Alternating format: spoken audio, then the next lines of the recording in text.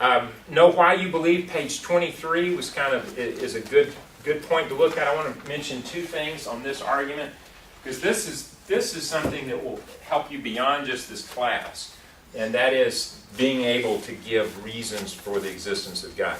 In this book, page 23, they list the order and design of the universe, which we just mentioned, the beginning of the universe, and they quote some astronomers there. The moral argument, which is C.S. Lewis. Life change, and those who claim that God has changed their life.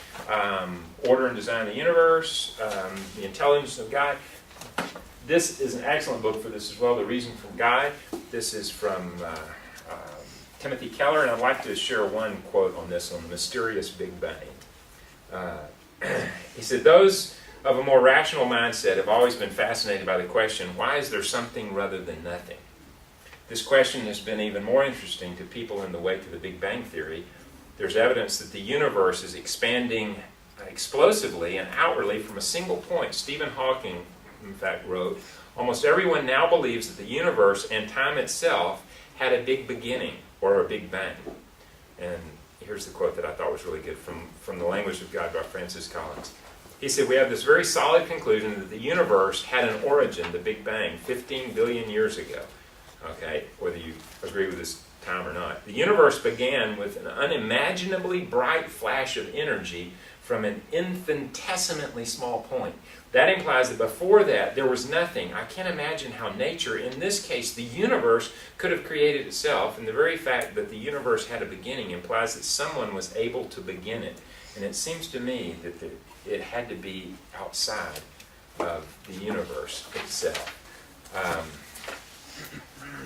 I would encourage you to do some research on your own for this. Really, there are only two choices to explain the existence of basically this universe. Either naturalism, which is basically time plus chance evolution, or creation. Those are the two explanations. Either someone created it, or time and chance and there's no purpose and there's no creator, which makes absolutely no logical sense.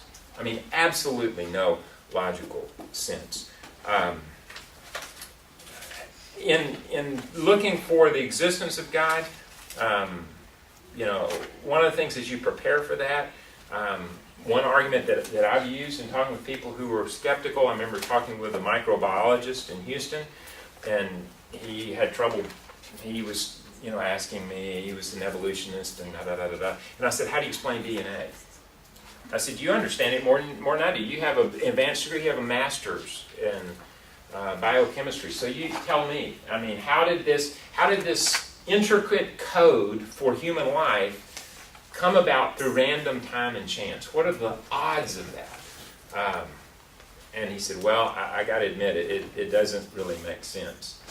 And as we talked and discussed, he had questions about how do you believe the Bible? He had a lot of questions. And it was one of these weird conversations that I had.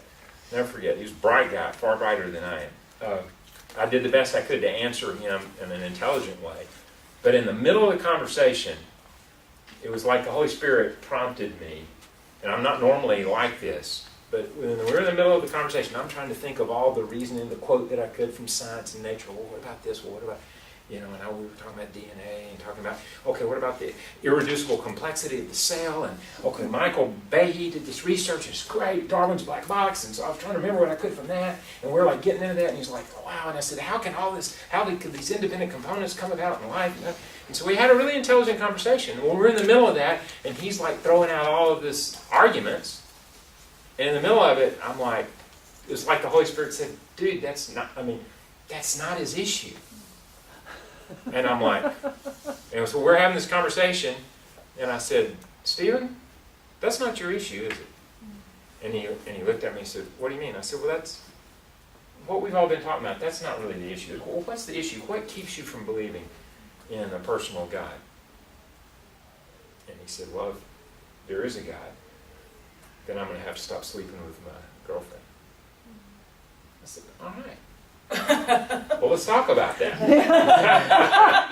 And it was amazing how the conversation changed, because it wasn't an intellectual argument. For him, it was like the implication of God. What he was trying to do was stiff-arm God, because if God exists, then God had a lot to say about how he lived his life, and he did not want to submit his life to the authority of God.